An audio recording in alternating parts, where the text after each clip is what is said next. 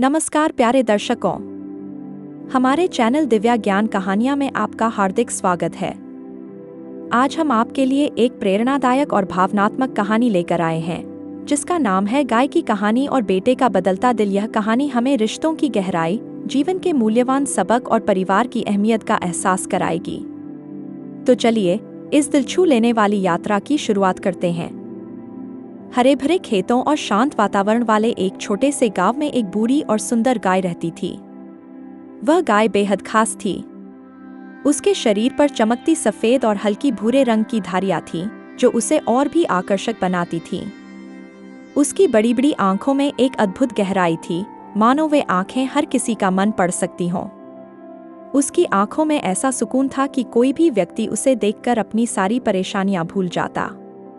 उसके चेहरे पर हमेशा एक शांत और दयालु मुस्कान रहती थी, जैसे वह सबको अपने आंचल में समेटने के लिए तैयार हो।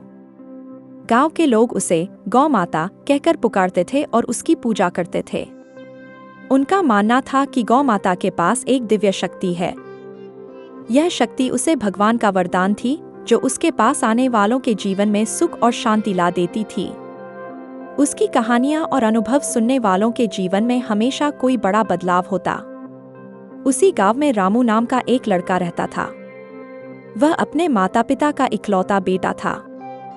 रामू के माता पिता ने अपनी पूरी जिंदगी उसकी खुशी और आराम के लिए लगा दी थी। वे मेहनत करके खेतों में काम करते, घर चलाते और रामू की हर छोटी भी जरूरत को पूरा करने की कोशिश करते। वे हमेशा सोचते थे कि उनका बेटा बड़ा होकर उनके बुढ़ापे का सहारा बनेगा। लेकिन रामू उनकी उम्मीदों पर खरा नहीं उतर रहा था।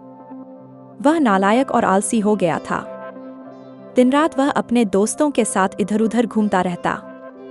वह जुआ खेलता, गली मोहल्ले में बिना काम भटकता और जिम्मेदारियों से बचने के बहाने ढूंढता। रामू के माता पिता अब बूढ़े और कमजोर हो चुके थे। उनकी हड्डियां जवाब दे रही थीं और उनका शरीर थकावट से चूर रहता। लेकिन उनके मन में हमेशा एक उम्मीद थी कि उनका बेटा कभी सुधर जाएगा। वे रामू से बार बार विनती करते, बेटा, अब हम बूढ़े हो गए हैं। हमारी हालत देखो। तुम्हारे बिना हम कुछ नहीं कर सकते। थोड़ा हमारा सहारा बनो। हम ज्यादा दिन के मेहमान नहीं हैं। उनकी आवाज में दर्द और ममता दोनों झलकते थे। लेकिन रामू उनकी बातों को अनसुना कर देता। वह बेमन से कहता, आप लोग हमेशा मुझे रोकते टोकते रहते हो। मुझे अपनी जिंदगी जीने दो। मैं जो करना चाहता हूँ करने दो। रामू के इस व्यवहार से उसके माता पिता का दिल टूट जाता था। लेकिन वे फिर भी उसे समझाने का प्रयास करते। गांव के लोग भी रामू को समझाते थे, लेकिन वह किसी की सुनने को तैयार नहीं था। धीरे धीरे रामू का व्यवहार पूरे गांव में चर्चा का विषय बन गया। लोग उसके माता पिता से सहानुभूति जताते और रामू के भविष्य को लेकर चिंता व्यक्त करते। लेकिन रामू अपनी ही दुनिया में मस्त था, बिना यह समझे कि उसका यह रवैया एक दिन उसे और उसके परिवार को कितनी बड़ी मुसीबत में डाल सकता है। एक दिन रामू गांव के बाहर के हरे भरे खेतों से गुजर रहा था। हवा में ताजगी थी, पक्षी चहचहा रहे थे और खेतों में गेहूं की बालियां हल्की हवा के साथ लहराते हुए मानो कोई मधुर संगीत गा रही थीं। रामू का मन उस समय भी हल्के फुल्के मस्ती के मूड में था। उसने सोचा कि यहाँ से जल्दी निकलकर अपने दोस्तों के साथ कहीं जुआ खेलेगा। लेकिन तभी उसकी नजर सामने मैदान में चरती हुई गौ माता पर पड़ी। गौ माता अकेली खड़ी थी और धीमे धीमे चारा खा रही थी। उनके हर हाव भाव में शांति और गरिमा झलक रही थी। अचानक रामू को ऐसा महसूस हुआ जैसे गौ माता उसे ध्यान से देख रही हैं।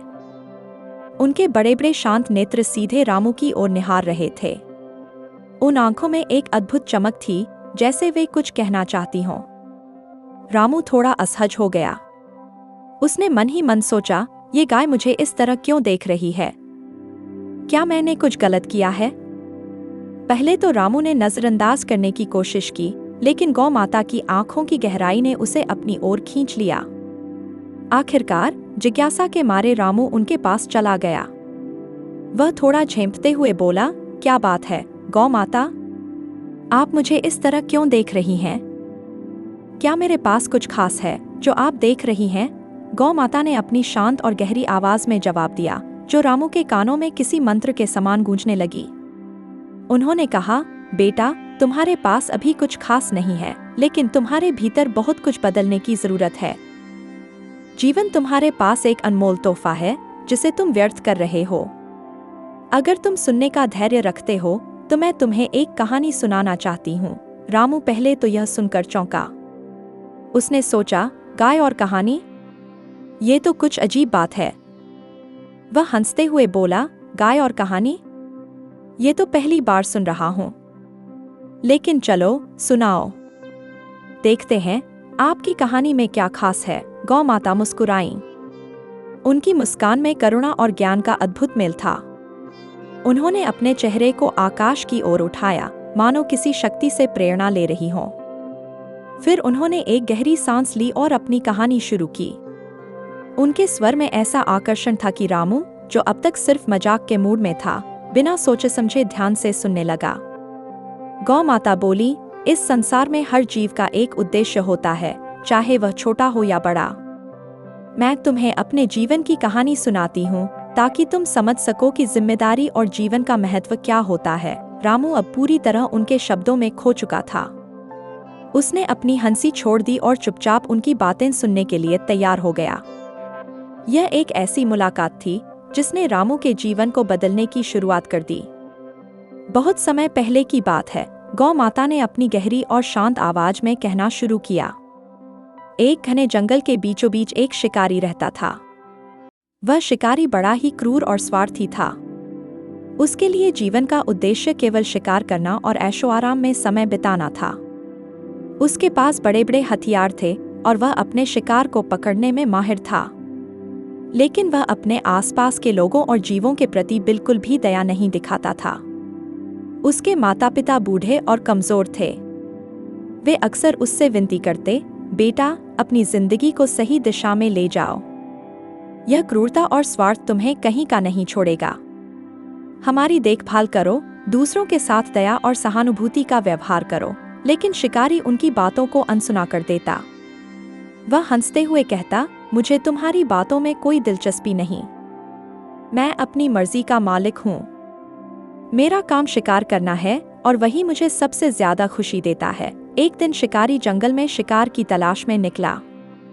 उसके कदम तेज थे और उसकी आंखों में अपने शिकार को पाने की लालसा। अचानक उसने एक खूबसूरत हिरण को देखा। हिरण का शरीर चमकदार था और उसकी चाल में एक अद्भुत फुर्ती थी। शिकारी ने तुरंत अपने तीर को तैयार किया और हिरण का पीछा करना शुरू कर दिया। हिरण बहुत तेज दौड़ रहा था और शिकारी उसके पीछे पीछे जंगल की गहराइयों में बढ़ता चला गया। हिरण भागते भागते एक रहस्यमय गुफा में घुस गया। यह गुफा काले पत्थरों से बनी हुई थी और उसके चारों ओर लताओं की घनी चादर थी। शिकारी ने बिना कुछ सोचे समझे गुफा में प्रवेश कर लिया। लेकिन जैसे ही वह गुफा के अंदर पहुंचा, उसे महसूस हुआ कि यह कोई साधारण गुफा नहीं है। गुफा के अंदर का माहौल अजीब था। वहां गहरा सन्नाटा था, लेकिन फिर भी वह जगह किसी अदृश्य ऊर्जा से भरी हुई लग रही थी। गुफा के बीचों बीच एक बूढ़ा साधु ध्यानमग्न बैठा हुआ था। साधु का शरीर दुबला पतला था, लेकिन उनके चारों ओर एक अद्भुत दिव्य प्रकाश फैला हुआ था। उनकी आंखें बंद थीं, लेकिन उनका चेहरा इतना शांत था कि देखकर ऐसा लगता था मानो वह सब कुछ जानते हों। शिकारी गुस्से में चीखते हुए बोला, तुम यहाँ क्या कर रहे हो? मेरा शिकार कहाँ गया? मैंने एक हिरण को इस गुफा में आते हुए देखा है। साधु ने धीरे धीरे अपनी आंखें खोलीं। उनकी आंखों में अपार ज्ञान और करुणा थी। वे शांत स्वर में बोले, यह गुफा तुम्हारे शिकार के लिए नहीं, तुम्हारी आत्मा के लिए है। जो भी यहाँ आता है उसे अपनी आत्मा का असली रूप दिखाई देता है। शिकारी ने हंसते हुए कहा, मुझे अपनी आत्मा में कोई दिलचस्पी नहीं, मुझे तो बस मेरा शिकार चाहिए। साधु ने बिना कोई प्रतिक्रिया दिए चुपचाप एक दर्पण उसकी ओर बढ़ाया। यह दर्पण साधारण नहीं था। जैसे ही शिकारी ने दर्पण में देखा, उसकी आंखें फटी की फटी रह गईं। उसने अपनी आत्मा को एक काले और डरावने राक्षस के रूप में देखा। राक्षस की आंखें लाल थीं, उसके नुकीले दांत बाहर निकले हुए थे और उसके चेहरे पर क्रूरता साफ झलक रही थी। शिकारी घबराकर पीछे हट गया और चीखते हुए बोला, यह मैं नहीं हो सकता। यह झूठ है। मैं ऐसा नहीं हूँ, साधु ने शांत स्वर में कहा। यह तुम्हारे कर्मों का प्रतिबिंब है। तुमने अपने माता पिता की सेवा नहीं की, दूसरों को तकलीफ दी और केवल अपने स्वार्थ के बारे में सोचा। तुम्हारे कर्मों ने तुम्हारी आत्मा को इस रूप में बदल दिया है। अगर तुम अपनी आत्मा को बदलना चाहते हो तो तुम्हें अपने जीवन में बदलाव करना होगा। अपने माता पिता की सेवा करो, दूसरों के प्रति दयालु बनो और अपने कर्मों को सुधारो। तभी तुम्हारा यह प्रतिबिंब बदल सकता है। साधु की बातों ने शिकारी के दिल को झकझोर दिया। उसे अपनी सारी गलतियों का एहसास होने लगा। उसने पहली बार महसूस किया कि उसका जीवन कितना अधूरा और अंधकारमय था। उसने साधु के सामने हाथ जोड़कर कहा, मुझे क्षमा करें। मैं अपने जीवन को बदलने का वचन देता हूँ। शिकारी गुफा से बाहर निकला और उसने अपने माता पिता की सेवा करना शुरू कर दिया। वह दूसरों की मदद करने लगा और अपने शिकार को छोड़कर खेतीबाड़ी और समाज सेवा में लग गया।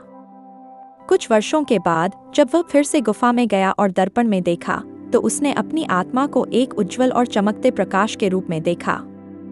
वह खुशी से झूम उठा और साधु को धन्यवाद दिया। गौ माता ने कहानी समाप्त करते हुए कहा, बेटा, यह कहानी हमें सिखाती है कि हमारे कर्म हमारी आत्मा का प्रतिबिंब बनते हैं। अगर तुम अपने जीवन को सुधारोगे तो तुम्हारी आत्मा भी उज्जवल बन जाएगी। रामू उनकी बातों में खो गया और पहली बार उसने अपने जीवन के बारे में गंभीरता से सोचना शुरू किया। गौ माता ने अपनी कहानी समाप्त कर रामू की ओर देखा। उसकी गहरी और शांत आंखों से रामू की आत्मा के भीतर झांकने का अनुभव हो रहा था। रामू बिल्कुल चुप खड़ा था, जैसे उसके भीतर कुछ टूट गया हो। उसकी आंखों में आंसू थे और वह अपनी गलतियों के बारे में सोच रहा था। पहली बार उसने महसूस किया कि उसने अपने माता पिता के साथ कितना अन्याय किया है। उनकी उम्मीदें, उनकी भावनाएं और उनका दर्द, सब कुछ उसकी लापरवाही और स्वार्थ के नीचे दब गया था। रामू ने कांपती आवाज में कहा, गौ माता, क्या मेरी आत्मा भी उस शिकारी की तरह काली और डरावनी हो चुकी है? क्या मेरे कर्मों का प्रतिबिंब भी वैसा ही है? उसके शब्दों में गहरी पश्चाताप की झलक थी। गौ माता ने मुस्कुराते हुए कहा, बेटा, हर आत्मा में उज्जवल होने की क्षमता होती है, लेकिन यह तुम पर निर्भर करता है कि तुम अपने कर्मों से उसे कैसा बनाते हो। अभी भी समय है। अगर तुम अपने माता पिता की सेवा करोगे, उनके लिए अपने कर्तव्यों का पालन करोगे और अपने जीवन को सही दिशा दोगे तो तुम्हारी आत्मा भी उज्जवल और पवित्र हो जाएगी। रामू ने गौ माता की बातों को ध्यान से सुना। उनकी हर बात उसके दिल में गूंज रही थी। उसने अपने जीवन को बदलने का दृढ़ निश्चय कर लिया। उसी दिन से रामू ने अपने माता पिता की सेवा करना शुरू कर दिया। वह अब सुबह जल्दी उठता था और सबसे पहले अपने माता पिता के पैर छूकर उनका आशीर्वाद लेता था। उसने खेतों में काम करना शुरू कर दिया और घर की जिम्मेदारियों को अपने कंधों पर ले लिया। रामू का व्यवहार अब पूरी तरह बदल गया था। वह अपने माता पिता का खाना बनाने में मदद करता, उनके लिए पानी भरकर लाता और उनके हर छोटे बड़े काम का ध्यान रखता। जब उसके माता पिता थक जाते तो वह उन्हें आराम करने के लिए कहता और उनके पैर दबाता। वह उनके साथ बैठकर बातें करता, उनके अनुभवों और कहानियों को सुनता। उनकी खुशी अब उसकी सबसे बड़ी प्राथमिकता बन गई थी। धीरे धीरे रामू का यह परिवर्तन पूरे गांव में चर्चा का विषय बन गया। जो लोग पहले उसे एक नालायक और गैर जिम्मेदार लड़के के रूप में जानते थे, वे अब उसकी तारीफ करने लगे। गांव के बुजुर्ग उसके बारे में कहते, रामू अब सच में एक अच्छा बेटा बन गया है। उसने अपनी जिम्मेदारियों को समझ लिया है और अपने माता पिता का सम्मान करना सीख लिया है। रामू को भी अपने भीतर एक नई ऊर्जा महसूस होने लगी। उसके माता पिता की आंखों में खुशी और गर्व देखकर उसे जो सुकून मिलता, वह किसी भी ऐशो आराम से बढ़कर था। वह खुद को हर दिन और बेहतर बनाने की कोशिश करता। उसका स्वभाव इतना बदल गया था कि अब वह दूसरों की मदद करने में भी खुशी महसूस करता। वह गांव के बुजुर्गों की सेवा करता, जरूरतमंदों की मदद करता और बच्चों को कहानियां सुनाकर उन्हें अच्छे कर्म करने की प्रेरणा देता। रामू के माता पिता अब बेहद खुश थे। उनके चेहरे पर हर समय एक संतोष और गर्व की चमक रहती। उन्होंने देखा कि उनका बेटा, जो कभी गैर जिम्मेदार था, अब उनका सहारा बन गया है। रामू का यह बदलाव न केवल उनके परिवार के लिए बल्कि पूरे गांव के लिए एक मिसाल बन गया। गौ माता दूर से यह सब देखती रहीं। उनकी आंखों में गर्व था, क्योंकि उन्होंने रामू को उसकी आत्मा का असली मार्ग दिखाने में मदद की थी। रामू के जीवन में यह बदलाव उसकी आत्मा की रोशनी का प्रतीक था, जो अब उज्जवल और पवित्र हो चुकी थी। यह कहानी हमें यह सिखाती है कि हमारे कर्म ही हमारी आत्मा का सच्चा प्रतिबिंब होते हैं। माता पिता की सेवा और उनका आदर करना न केवल हमारे जीवन को बेहतर बनाता है, बल्कि हमारी आत्मा को भी उज्जवल और शुद्ध करता है। असली सुख अपने माता पिता की खुशी और संतोष में छिपा होता है। यदि इस कहानी ने आपके दिल को छुआ और आपको प्रेरित किया हो, तो इसे लाइक करें, अपने दोस्तों और परिवार के साथ साझा करें और हमारे चैनल को सब्सक्राइब करना न भूलें। हमारी यह कहानी सिर्फ मनोरंजन के लिए नहीं, बल्कि आपको एक गहरा संदेश देने के लिए है। परिवार की असली ताकत एकता, प्रेम और आपसी समझ में छिपी होती है। हम जल्द ही आपके लिए एक और नई, प्रेरणादायक और दिल को छू लेने वाली कहानी लेकर आएंगे। हमारी हर कहानी का उद्देश्य आपको जीवन के गहरे सबक और रिश्तों की अहमियत समझाना है। हमारे साथ इस खूबसूरत यात्रा में जुड़ने के लिए आपका दिल से धन्यवाद। अगली कहानी में आपसे फिर मुलाकात होगी। तब तक अपना ख्याल रखें, अपने अपनों से प्यार करें और यह हमेशा याद रखें कि परिवार हमारी सबसे बड़ी पूंजी और शक्ति है।